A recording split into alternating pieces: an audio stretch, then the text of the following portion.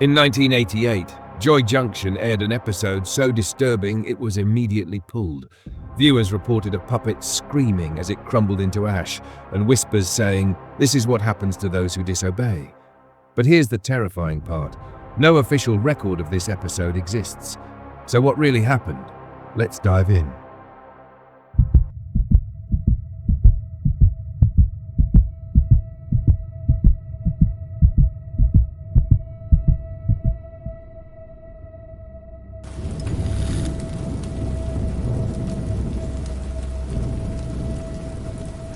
The 1980s and early 1990s were a golden age of children's television, defined by bright colors, cheerful hosts, and whimsical storytelling.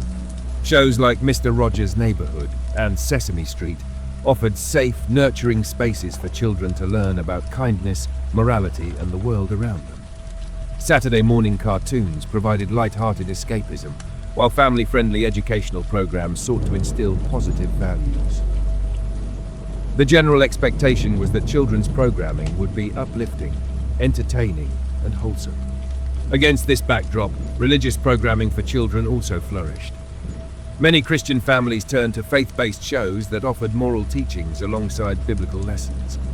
These programs typically mirrored the era's optimistic tone, relying on puppetry, catchy songs, and warm hosts to connect with young audiences. Parents expected these shows to align with their values, providing gentle reinforcement of spiritual principles in a comforting and age-appropriate manner. It was in this era that Joy Junction found its place. On the surface, it seemed to fit perfectly into the mold of wholesome Christian programming. The show featured a grandfatherly figure named Grandpa, who invited children into his cozy living room to learn about God with the help of a cast of cheerful puppets. Each episode followed a predictable structure: a moral lesson tied to a biblical teaching, light humor, and sing-along songs. While the show was well-intentioned, it had an unusual atmosphere that left some viewers unsettled. The puppets' stiff, uncanny movements and the overly serious tone of certain episodes gave the show an eerie quality. Its heavy-handed moral lessons often leaned toward themes of sin, judgment, and punishment, making it darker than most children's programming of its time. These factors, combined with its low-budget production and religious overtones, have made Joy Junction the subject of urban legends, including the infamous lost episode known as The Judgment. It's whispered about in dark corners of the internet, a cautionary tale of how something meant to be wholesome can become haunting. The story begins with an unusual broadcast in the late 1980s, an episode that aired at 4:30 a.m. on a quiet Sunday morning. Parents who tuned in early to prepare their children for church stumbled upon something they'd later wish they hadn't seen. The episode began as usual, with the familiar Joy Junction theme song, albeit slightly slower and distorted. Grandpa, sitting in his familiar armchair, greeted the audience with his usual warm tone, but something felt off. His smile was stiff, and his eyes seemed unusually intense, almost glassy. The puppets joined him, but their movements were jerky, their faces shadowed in a way that made their button eyes glint unnaturally. Grandpa opened the episode by announcing, "Today, we're going to learn about what happens when we disobey God." His voice, normally cheerful, had a strange undertone, as though layered with something deeper.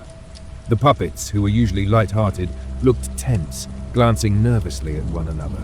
Benny, a cheerful rabbit puppet, raised his hand.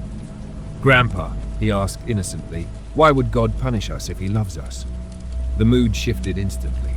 The room seemed darker, and Grandpa turned to Benny with a chilling smile. "Ah, Benny," he said softly, "sometimes love must be tough. Sometimes the only way to teach a lesson is through pain." The camera lingered uncomfortably on Grandpa's face as he spoke, his smile stretching wider than seemed natural. Without warning, the screen cut to black. A loud buzzing sound erupted, sharp and grating. When the video returned, the set was bathed in a deep red light. Benny was gone. The remaining puppets looked terrified, their button eyes darting nervously. Grandpa, still smiling, explained, "Benny has been taken to learn his lesson." The next scene was a stark contrast to the cozy puppet set. Benny was alone in a pitch-black void. His small, soft figure trembled as he called out, "Grandpa, where am I? What's happening?" His voice echoed unnaturally, as though coming from a vast, empty space. Suddenly, a deep guttural voice boomed from the darkness. "You have sinned, Benny. You must be judged." The screen flickered violently, showing flashes of disturbing images. Benny's tiny hands clawing at the air, a burning cross, shadowy figures with long skeletal fingers reaching out, and Benny's face frozen in terror. The background sound was a cacophony of growls, whispers, and faint screams. Benny begged, "Please, I'm sorry. I didn't mean to disobey." The voice responded coldly, "Too late for mercy." The screen cut again, this time showing a grotesque close-up of Benny's face, twisted in agony as his body seemed to wither and disintegrate into ash. His screams were long and drawn out, echoing until they dissolved into silence. The camera then lingered on the pile of ash where Benny had stood.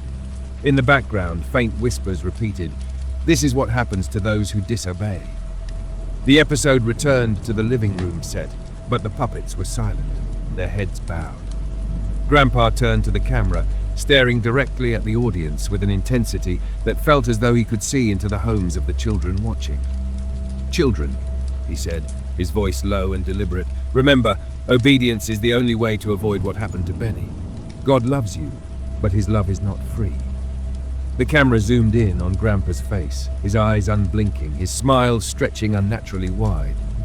His voice began to distort, repeating the phrase, "Obedience is the only way," over and over as the screen flickered between his face and brief, horrifying images. A puppet hanging by its strings, charred and smoking, a pair of glowing red eyes in the darkness, and a child's faint, muffled crying. The credits rolled in silence without the usual cheerful music.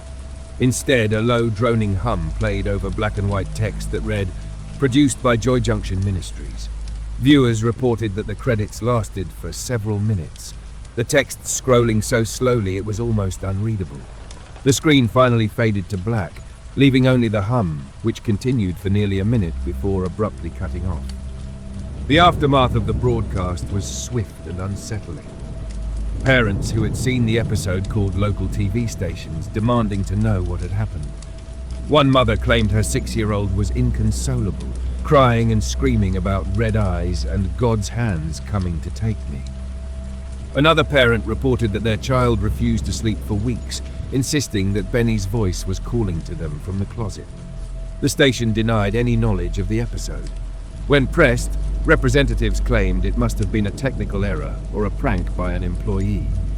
The producers of Joy Junction refused to comment, further fueling speculation about the episode's origins. Some theorized that the episode had been created as a grim experiment to see how children would respond to fear-based teaching. Others believed it was a hoax orchestrated by someone within the production team. Years later, whispers about a surviving VHS tape began circulating online. Supposedly, a single recording of the judgment exists, but attempts to upload clips to the internet are always met with swift takedowns. Those who claim to have seen it describe feeling physically ill, overwhelmed by a sense of dread and unease. One anonymous viewer wrote on a forum, "I couldn't sleep for days. The way Grandpa looked at the camera, it felt like he was staring at me, judging me." To this day, the legend of Joy Junction's lost episode lingers, a chilling reminder of how easily something meant to teach children can descend into something far more disturbing. Whether the episode is real or an elaborate urban legend, its tale has cemented Joy Junction as one of the most unsettling entries in children's television history.